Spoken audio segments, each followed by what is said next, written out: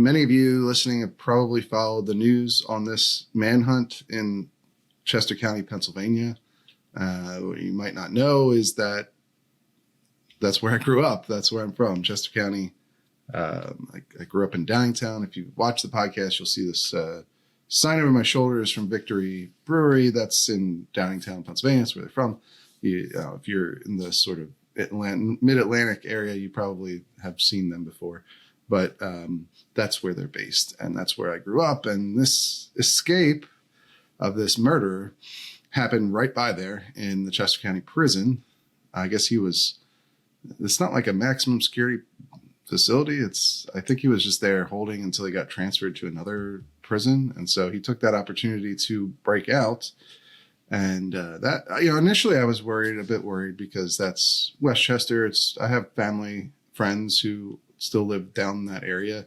Of course, they're in a little more populated area, so I wasn't super concerned about it. And then it sort of dragged on for a while, right? It's been like 2 weeks since he escaped. And he stole a car because I wasn't super worried at first, right? Because the farm where my mom lives is still probably about 45-minute drive, if not a little more than that, from where he broke out. So it seemed super likely he was going to end up there. And it's like, why would he end up there? It's a bunch of horse farms and woods. There's not really any reason why he might show up at my mom's farm.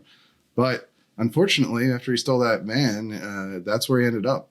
He drove up north to the area where my mom's farm is, and he abandoned the van. And unfortunately, on Tuesday, I got news that he had broken into, he went into someone's garage and stole their rifle. And that was right by the farm. So, and they still hadn't caught him at that point. And so, yeah, I decided it was best if I took some of my guns and went up there for a while until they found him or he showed up on the farm, one or the other.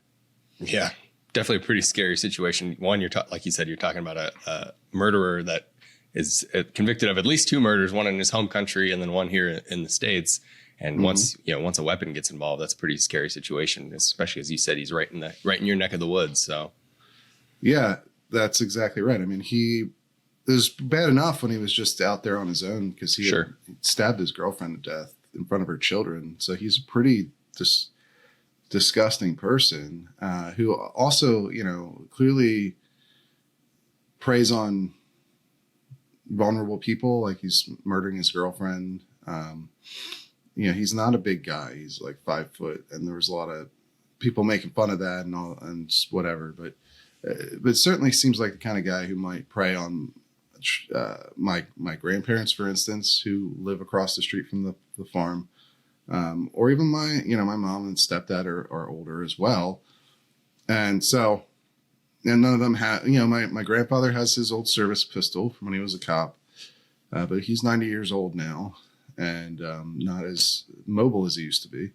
So, it's just with that much space between the farm, it's not a huge farm, right? It's a couple acres. It's a horse farm. They have 3 horses and some chickens and dogs and cats, but it's not a working farm or anything like that. But it's still a large space to try and cover. And then my grandparents live across the street in their own house. So you kind of, for one person or even for a couple people, it's not easy to keep a watch over that whole area when somebody is out there. And so that's why, plus he had a rifle. It was a 22, right, is what he stole. And when they caught him, he still had it. So, it was a threat the whole time, but he was even more of a threat when he had that gun.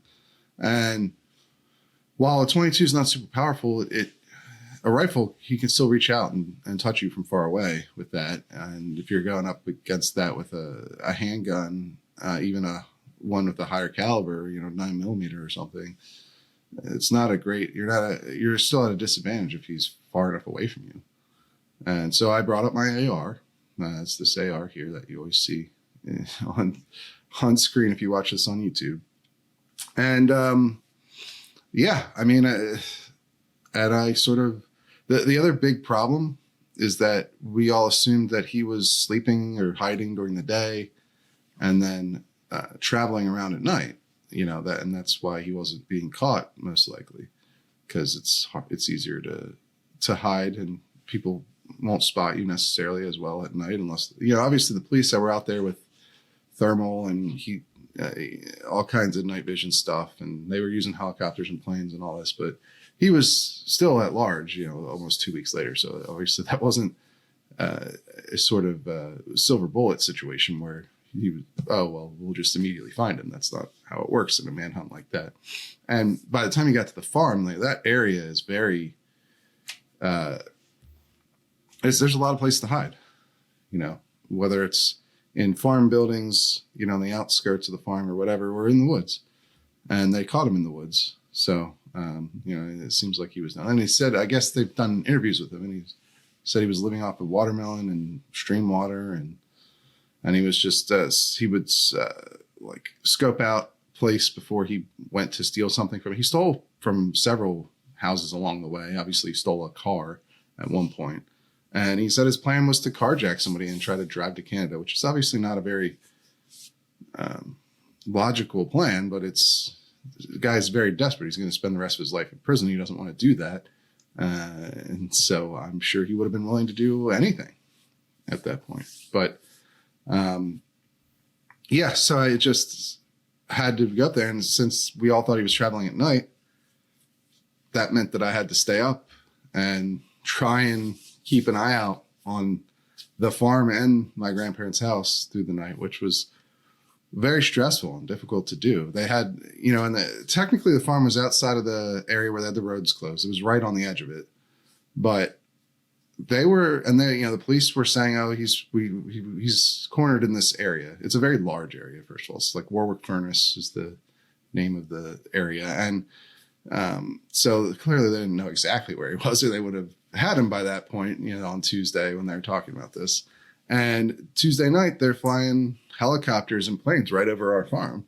So it gave the impression that maybe they didn't know he was inside that area. Now, they turned out to be right, thankfully, because that's where they caught him.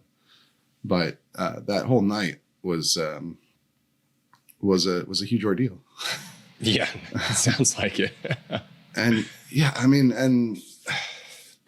this has been a problem on the farm before. I just hadn't worried as much about it. They have motion sensing lights. Have you ever had motion sensing lights? Yeah, the house I grew up in as a kid, our back area, anytime something would go by, the floodlights would turn on. Yeah, exactly. And they can be very sensitive, right? Oh yeah. Anytime a rabbit or a squirrel or anything went by it, that thing would light up. Or like the wind blows too hard on a branch or something. Yeah. And so that was the situation. Our lights, we have one on the barn, which is right next to my mom's house. And then we have one on the side of my grandparents' house. And they go off all the time, which is terrible for this situation. Right. Because, anytime one of those goes off, it could be him trying to, get in somewhere, steal something, attack somebody, whatever. Sure. And so, I was watching the Phillies game at my grandparents' place. It's at night, it's probably 8:30, 9 o'clock at night, pitch black out. Helicopters and planes are flying overhead. And then their light goes off. And so I had to take my gun and go out there, my AR, and, clear the area. It was pine corners. It was doing all the stuff that you learn to do when you take different gun defense training courses. And using the light to shine into all the dark areas, the little wood creek area right next to their place. So he wasn't there, obviously, thankfully, but I did that a couple times throughout the night, and it was awful. Yeah, I say that sounds nerve-wracking. It really was, and thankfully they caught him at like 8 a.m. They had before I think I got maybe 2 or 3 hours of sleep, and at one point at like 1 a.m. there was chatter on the police scanner about how they identified a heat signature in this area of woods near where the sort of tractor dealer is by the farm. And but the problem was, like, Yeah, that turned out to be right. That turned out to be where he was, and which is great. However, it took him another 7 hours to actually catch him after that point. So when you're in it, you're not really confident that that's actually him. Sure. And they had a dog that eventually found him, thankfully, trained dog. I think he was a border patrol dog. They had border patrol out there. They had everyone basically: ATF, FBI, state police, SRTs. Which I'm very thankful to those guys. I ran into some state troopers when I was grabbing dinner, and they were coming in from Pittsburgh. So it was, guys were coming in from all over the place. I think that dog was from Detroit. It was stationed with a unit in Detroit. Wow. So yeah, they were bringing people in from all over the place to try and find this guy, and they did. And I'm thankful for them. And the one other thing too, by the way, we've talked a lot about in this little personal segment of the show about my different guns and carrying in your guns and our experiences with trying out new carry setups and new guns and equipment and stuff. And I was super disappointed in my Sig Sauer P320X macro. It was the same issue that I had before, for people who've been listening for a long time. That came with a Romeo Zero Elite or whatever from the factory, right? And what was my problem with that when I first got it? I say your red dot died in the first couple weeks or whatever it was. Yeah. Yep. And I thought, well, maybe it was just some weird thing from the gun sitting out, or some of the battery was the issue. And so I replaced it, right? And when I went to take that thing to go up to the farm, guess what happened again? Oh, no. The battery was dead again, which sure indicates to me that it's not a battery problem. It's something wrong with that sight. And so I used my old Springfield XDS 4.0 instead to carry around as my sidearm when I was up there as my carry gun. And super disappointing. Even this AR, you really got to keep up with this stuff, right? Your guns that you're relying on. And this goes back to why people don't like smart guns. They don't like red dots. They don't like anything electronic, even if they could see a value in it. Like this gun here, my AR, that mostly sits on this wall, and I use it at the range occasionally. And not having a lot of people break into my apartment, so I'm not employing it often for the worst case scenario purpose of it. But when I went to check all the batteries on this thing, on the light and the red dot, they were both dead. And then the red dot, when I replaced that battery with a new one, the new battery also didn't work. And so I thought maybe the sight it's a sight mark, not a very expensive sight, but it hadn't had issues with it before. And then I guess it turned out to be the battery or something, because when I put another new battery in it, then it was okay. And it's still working. It's, I don't love the setup because it's one where you have to physically turn it on and off. Now it had been sitting off, so I don't know why the battery died. It should have been fine because it hadn't been used in a while. But I guess there's some phantom drain that goes on there even with it off. And that was unfortunate. And it was just the same thing with the light. It just needed a new battery, but you really got to stay on top of that stuff. Right? I would say you're going to run into some situation like this. I would say that's a good lesson for everybody that relies on these tools for, you don't get to pick when, you actually need it for its worst case scenario purpose. And you better hope that your stuff's maintained or it's quality stuff that will hold up, because like you said, you don't get to pick when you actually need it for the worst case scenario purpose. So. Right. And this was I was in a lucky situation in that sense that I was able to check this stuff before I went out there. Right. Whereas if somebody was breaking into my apartment, now the gun still would have worked. It's still a gun.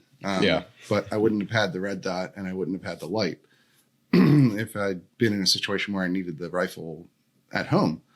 But so that's just reinforce that whole basic principle of maintaining your gear and checking it fairly frequently to make sure it's still operating properly.